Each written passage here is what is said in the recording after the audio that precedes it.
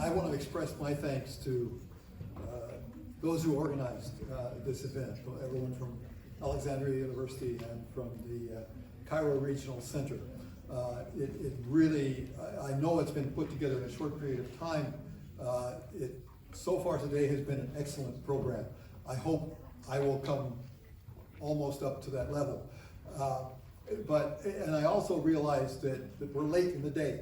And so that puts some pressure on me, but we're lucky because I've got a really exciting topic. What could be more interesting than what I'm talking about here? And so here's what I'm going to do. I'm going to provide a bit of a transition from Professor Spencer's talk to looking at the CISG and choice of forum clauses. Now, there was a reference this morning using the term choice of forum, and that reference used that to mean choice of court. And arbitration is a forum, all right? So choice of forum includes arbitration. Now, Gary Bourne has done wonderful things for us who study arbitration with his multi-volume series, and his associates have helped a great deal. But what they did that wasn't so good is they used the term choice of forum to mean choice of court and arbitration to mean something else. And that messes up the English language. It's simply not the way, it's not good English. And so when I say choice of forum, I mean arbitration as well as choice of court. I talked to Gary about that once, and he said, that makes sense, I'll change it in the next volume, but he didn't. So I want to focus first on the CISG, and I too think it's a fair contract law. I think it's a good contract law. So I want to spend a couple of minutes to talk about whether or not it's a success or a failure. And Professor Spencer says it is an overwhelming success. Now, I think it depends on how you look at it. It depends on the tests that you may apply. And I think looking forward, we may want to apply new tests to see whether the CISG is a success or not. Certainly, and I think these new tests will involve looking not just at applicable law, but applicable forums. And that's why choice of forum is important. Now, if we look at the number of contracting states, as Professor Spencer indicated, it's a huge success. Okay, what other commercial law is the default law for transactions across the globe between as many countries as this one? It just hasn't happened. But if we look at whether parties use it when they draft contracts, we get a very different story, at least in the United States. Every empirical study shows that when parties draft contracts, where the CISG is otherwise the default law, they draft out of the CISG. And the reason they give is the same reason they gave in the early 1990s, and that is, well, we just know our own sales law better. You will not give that reason ever when you draft contracts because you're smarter than that, because you will understand that that's malpractice to just say, I know this law better, because as Professor Spencer demonstrated, there are issues on which the CISG is much more favorable to one party than the other. And if you choose your own law, you go to disputes and your party loses because the CISG would have been better. That's malpractice. That's not what lawyers should do. And we should worry not just about litigation and arbitration and how the CISG applies in litigation and arbitration. We should worry about how the contract is drafted. Because we as lawyers, if we're good at it, should prevent litigation and arbitration. Now, if you really want to be an arbitration lawyer and make your money doing arbitrations, don't worry, there will be enough disputes anyway, okay? But we should encourage good contract drafting. And the real test of a law is, how does it work for contract drafting, okay? If we look at the CISG and the development of domestic sales law, again, Professor Spencer is absolutely right. It's been a huge success, but this is kind of a backdoor spin-off success. That it has influenced the development of domestic law. So, in other words, those who opt out and choose their own domestic law might be opting into a law that was created based upon the CISG. Now that's a kind of a neat result if you think about it, but that's a strange world, but it may be the world we're coming to. I think one of the greatest successes is here. How many of you will be with us tomorrow for the workshop on the Bismuth, right? The CISG, the Bismuth was created. Now most of the students who come out of the Bismuth say, I want to do arbitration. They don't say, I want to draft CISG contracts. But the CISG was created so that people would understand the CISG better. That was the initial reason for the creation. And then they thought, well, what? We could do a moot court, but no, we should do arbitration because there are other UNCITRAL instruments we can bring into the game on that. But it's been a huge success, and it has helped create the single most valuable pedagogical platform existing in the world, the Bismuth. So we have a collective record. We can look at it in a number of different ways. It's like the blind man and the elephant. Does that story still get around these days? It depends on what part of the elephant the blind man is hanging on to, how you describe it, right? I think that we need to increase the likelihood of private party opt-in to the CISG. It is a uniform default law, it's a neutral chosen law, and it facilitates party autonomy, something else we've heard about today. But then you get to the question, is that an economic equation for success, or is that an economic dilemma? And an economic dilemma means, but for lawyers, for a lot of lawyers, opting into the CISG has serious transaction costs. You have to learn more. You have to understand the CISG. Now, looking around the room here and looking at the age group we're working with, that's not your problem. It's more the problem of my generation that has that. So, do we get global efficiency through global understanding? Do we get single contract efficiency by opting out? And so if I'm a lawyer and I don't know the CISG, it's most efficient for me to opt out, right? But for the world, the most efficient result is for everybody to use the same law. But there's an inconsistency there. When you're drafting the single contract, you don't move toward what's most efficient for the world. Now, I think that for the large cases and in arbitration, working in with the New York Convention, we've got arbitration law that works well alongside the CISG. There are treaties that are completed, but not the number of parties you have for the New York Convention. From the Hague Conference on Private International Law, there's the 2005 Hague Choice of Court Convention that creates a similar option for enforceability of both the choice of forum and the resulting decision, the judgment. Okay? And sometimes litigation can be better than arbitration. Okay? One of my colleagues in the US has called the Hague Choice of Court Convention the middle class case convention, because arbitration can get very expensive for smaller transactions. I think that the future of CISG may be wrapped up in part in online dispute resolution, an area that really hasn't developed well yet. There are a number of reasons for that, and I think it's the private sector that will make the difference on that, setting up their own online dispute resolution systems, because when we tried at UNCITRAL a few years ago to come up with an online dispute settlement mechanism and platform, that failed because of differences in legal systems. So, I think in some ways it's too soon to declare the CISG either a success or a failure. In many ways it's clearly a success. Is it an overall success? It will be when people start really drafting it into the contracts and opting in. But I think part of this will depend upon applicable forum and the forums in which you apply it as much. Certainly in arbitration it works because there is a cadre of arbitrators who understand the sales convention, largely as a result of the Bismuth process.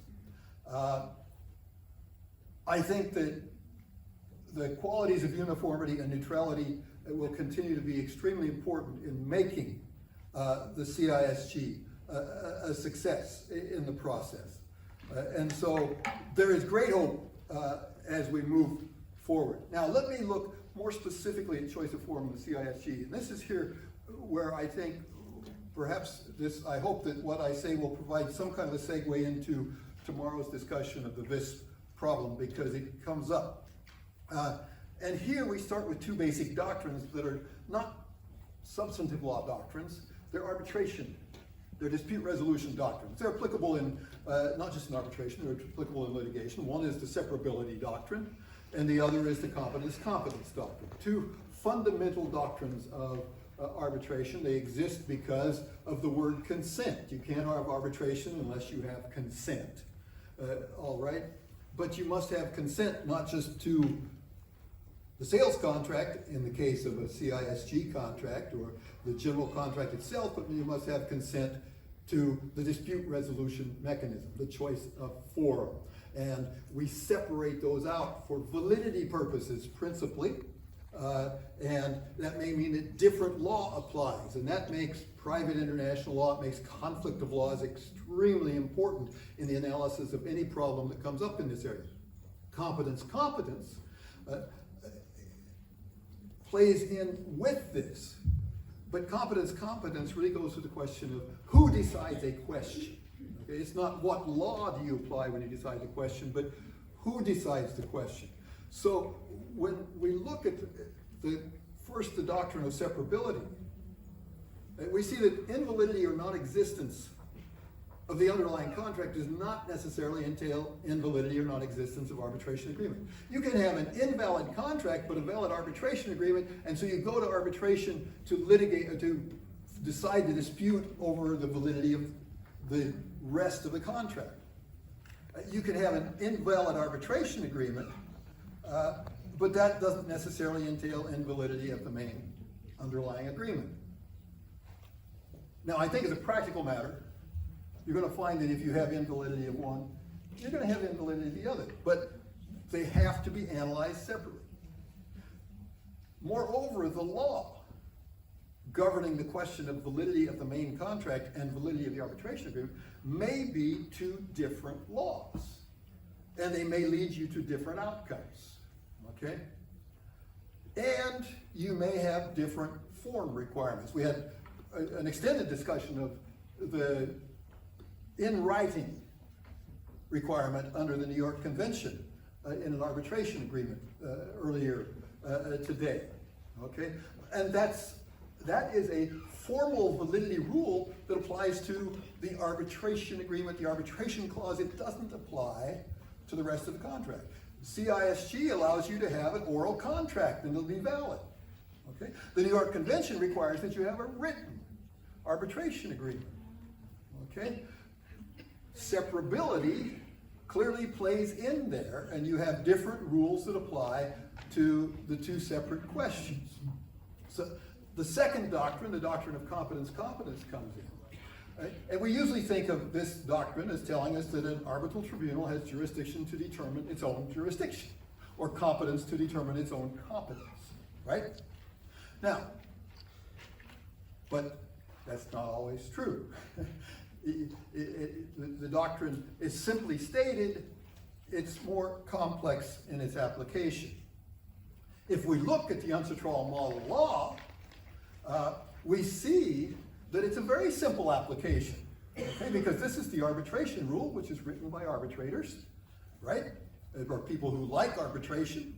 And it says that the arbitral tribunal may rule on its own jurisdiction, including any objections with respect to existence, validity,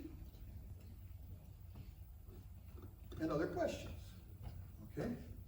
That's what arbitration law says. That's not what courts always say, all right? So be careful about that. The tribunal may have the competence to do so, but it may not be able to do so. And I'll come to some examples of that. And then they have, so you see here, in the same paragraph of Article 16, you have not only the competence rule in sentence 1, but the separability rule in sentence 2. An arbitration clause shall be treated as an agreement independent of the other terms of the contract. both rules in the same provision in the UNCITRAL model law.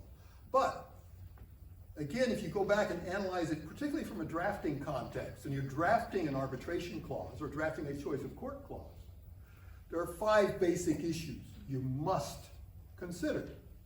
Okay? The first one is consent, the existence. Remember, in UNCITRAL model law, the tribunal may rule on its own jurisdiction, including the existence of the arbitration agreement. Okay? Did the parties agree, if we're talking about arbitration, to arbitrate? The fundamental question. If they didn't, you don't go any further, right? Consent must exist. Second question is the question of formal validity.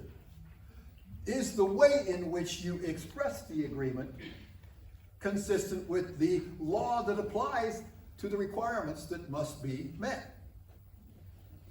Third question is substantive validity. Are there limitations on what you are allowed to do? Substantive validity is a party autonomy question, but it's a limitation on party autonomy question.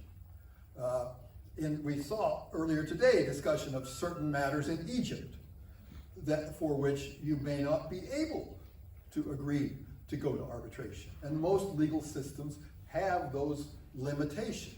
They may allow party autonomy, allow arbitration, but say, but not for certain types of contracts. Scope, okay?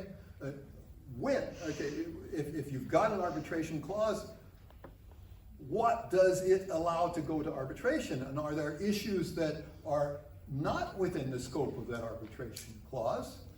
And then finally, exclusivity. And here we get to the question of hybrid clauses or asymmetrical clauses. Is arbitration the only place you can go? Can you go somewhere else? Sound familiar to the VIS teams here? It is.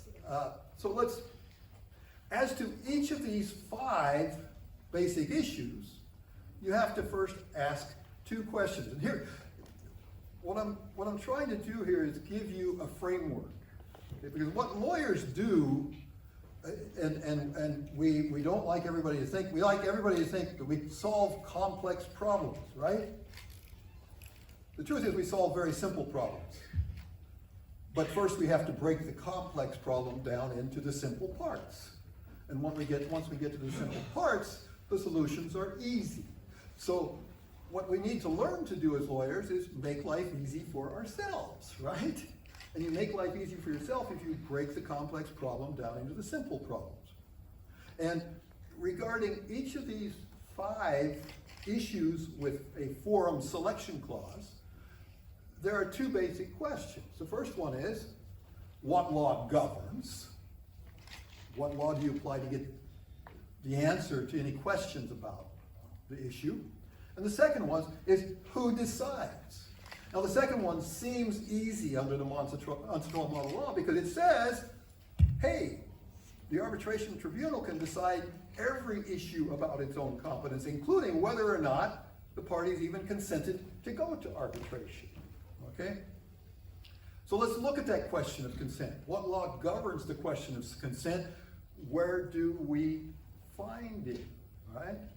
Might sound important to this year's VIS arbitration case, right?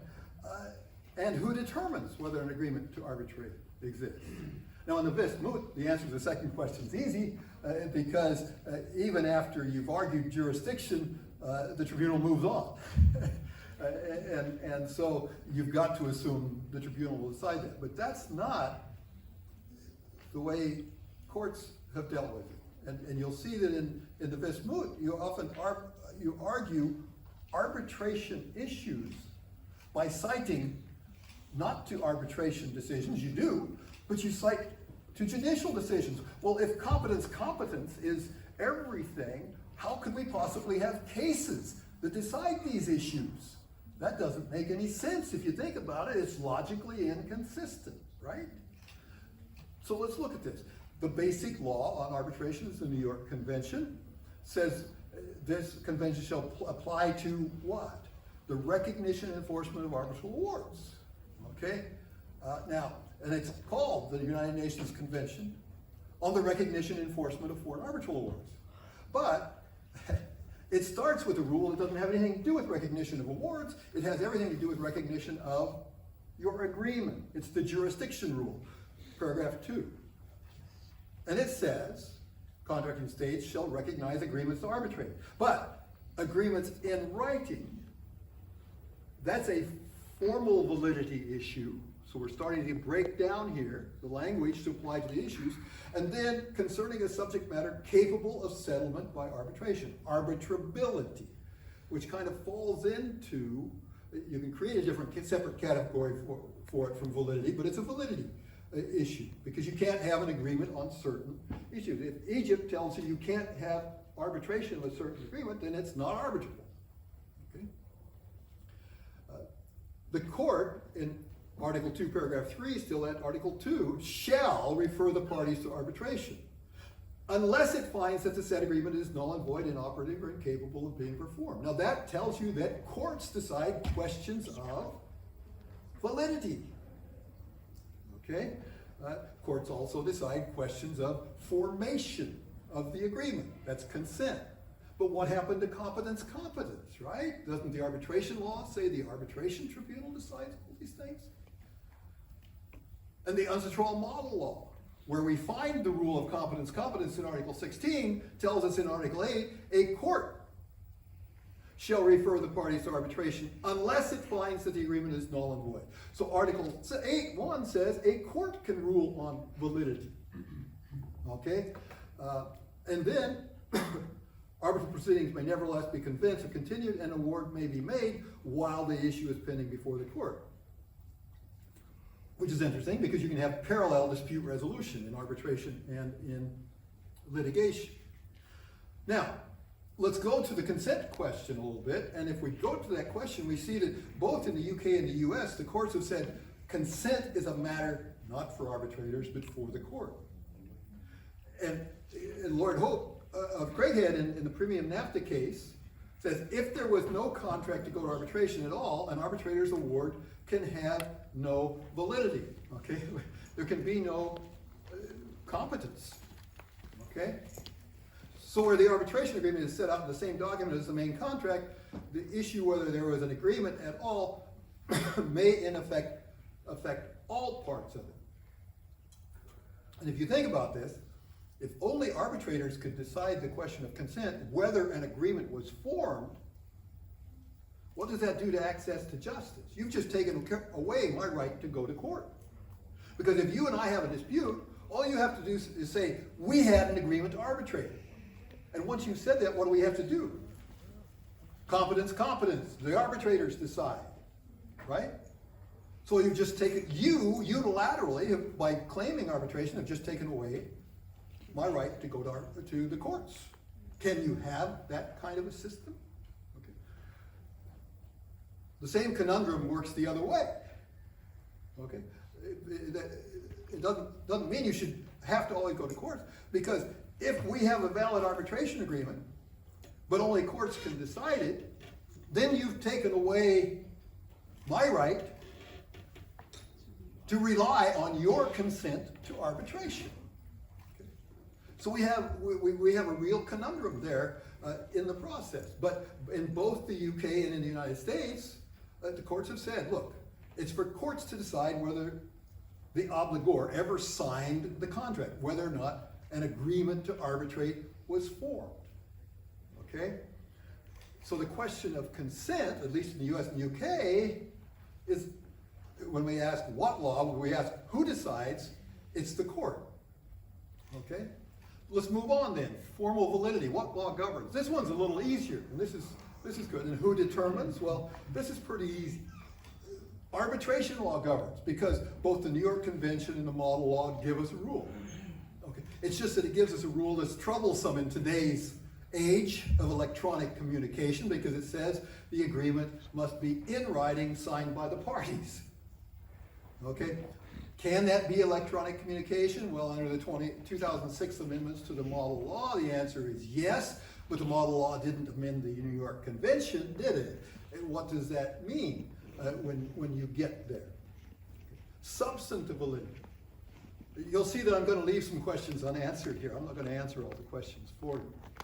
Substantive validity, what law governs and who determines. And this is where I like to use the distinction between arbitration and litigation, because there is a distinction in the treaties. Article 2 of the New York Convention says that states recognize agreements to arbitrate concerning a subject matter capable of settlement by arbitration. What does that language do? Now, if you're in a government, what that does, if you're in a government, it allows you to unilaterally change your treaty obligations without asking any other of the treaty parties. Think about that. All you have to do is pass a law that says certain types of cases cannot be arbitrated. They're no longer capable of settlement by arbitration. You've taken them out of the New York Convention unilaterally, and states have done that. Okay, Europe has done that in its directives and regulations on arbitration and the statutes that have come out of them by saying consumer cases cannot be arbitrated. Okay, paragraph 3, the court, when seized of such a case, should refer the parties to arbitration unless it finds the said agreement is null and void, inoperative, or incapable of being performed. But what law determines the validity? And the answer is the New York Convention doesn't tell us. It's substantive law and it's national law and it's Egyptian law, if that's the law the rules of conflicts of law lead you to. That's why you have to understand rules of conflicts of law.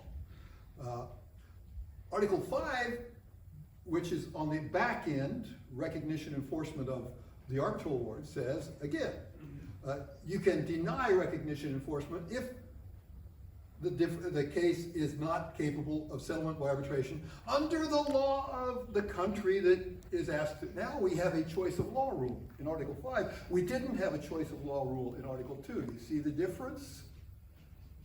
Okay? And this is back end, but those of you in the best mood, it's front end stuff, because one of the arguments you always make on jurisdiction is what? Hey, if you do that, you won't render an enforceable award, and under the arbitration rules, you have an obligation to render an enforceable award, and under Article 5, 2A, this is not capable of settlement by arbitration under the applicable law. That of the state in which you might most likely seek recognition and enforcement. Okay? Substantive validity in the United States. Here's an example of the United States opting out of the New York Convention, not by statute, but by case law. Most of the federal courts of appeal in the United States have said that class arbitration is a gateway issue for courts, not arbitrators, to decide. Okay? So the question of whether or not you can opt out of, most often, the class arbitration, like class litigation, the class action cases in the United States, is for the courts to decide, not for arbitrators to decide. Because it's made a question of arbitrability or substantive validity. Scope, what law governs, who determines what issues fall within the scope of a given arbitration agreement? What is that? That's simply a question of interpretation of contract language. What law normally governs interpretation of contract language? It's not arbitration law. It's contract law, right? Same thing with exclusivity. What law governs? It's a matter of interpretation. What was the intent of the parties? What rule tells us where we find the intent of the parties? It's contract law, right? Who determines? Now, that can be arbitrators, okay? Certainly because you've decided first that there is consent, there's formal validity, there's substantive validity, then you get to scope and exclusive validity. Certainly there's competence for that. So you know that the who question is the arbitrators, the what is the substantive contract law. I want to give you a little bit of comparison here, because with arbitration and litigation, if you're drafting clauses choosing arbitration or choosing courts, it's a little bit different but basically the same, because the 2005 Hague Choice of Court Convention, so far the European Union member states, including the UK, Singapore, Montenegro, and Mexico are parties to that. Ukraine, China, and the US have signed but not ratified. But it's a little different, but there is one major difference. In the jurisdiction rule, agreements to arbitrate will be honored, Article 2 of the New York Convention, choice of court agreements will be honored, but then the question of validity exists, can get you out of it in both, but unlike the New York Convention here, in the Hague Convention there is an autonomous choice of law rule that says you apply the law of the state of the chosen court. Okay, now you don't have a law that comes with the arbitral tribunal, so you can't use that same kind of rule in the New York Convention. Article 3 of the New York Convention, Article 8 of the Hague Convention give you the basic rule that you recognize and enforce the decision with exceptions. We see them in Article 5 in the New York Convention and Article 9, and they look very similar, and they include the validity exception.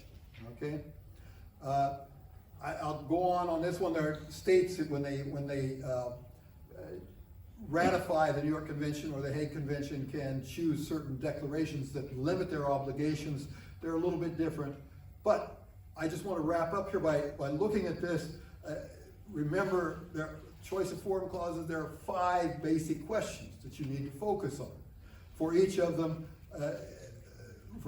one goes to the existence, the other 4 go to the effectiveness of that clause. Okay, even if the parties agreed, have we limited their ability to agree because they did it in the wrong way, or we simply don't let them agree?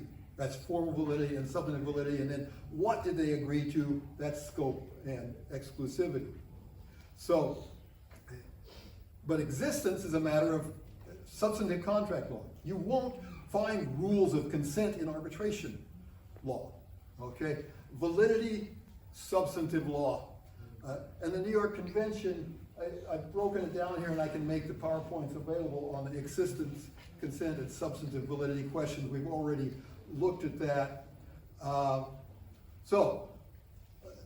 New York Convention, Article 2 contains no rules on the law applicable to determining whether the parties have consented to arbitration. And Article 2.3 does not provide a rule for determining what law governs on the question of substantive validity. So on consent existence, your law is outside the New York Convention. It's contract law. Exclusivity. And I think you can argue that the New York Convention does as well, because it says if you've agreed to arbitrate, you shall go to arbitration. But you can certainly draft clauses that remove you from the presumption in either one of those cases. So, consent, 2 types of validity, scope and exclusivity. All are going to be questions. Be aware of the governing law, the resulting rule that comes out of each governing law, and if you're drafting the clause, the words you need, and that's the difficult part for the contract drafter. Now, final comments, the role of the CISG. Consent, okay? Consent is a matter of contract formation. If the CISG is the default law, that's where you'll find it. If it's a chosen law, that's where you're likely to find it. The question is, can the chosen law overrule an otherwise applicable default law with the CISG? And the answer is different in different legal systems. Under the Rome I Convention, the answer is, in the Rome I regulation in the EU, the answer is clearly yes. Substantive validity, here, it's a matter of national law. You've got to look for it outside of the CISG, and it's certainly outside of arbitration law, but it's usually a rule of substantive law. But here's the question for you, those of you making the Vis-Mood procedure argument. Can you use procedural law, arbitration law, to get to what is otherwise a rule of substantive law, or to set up an argument for a rule of substantive law? Because you may have to do that. And if you look at the CISG Article 4, what about formal validity and substantive validity? It says, except as otherwise expressly provided in the Convention, it is not concerned with the validity of the contract. But you do have Articles 8 and 9 that deal with interpretation. Can you, like with scope and exclusivity, argue that validity is in part a question of interpretation as well? And if you can you then wrap in CISG Articles 8 and 9?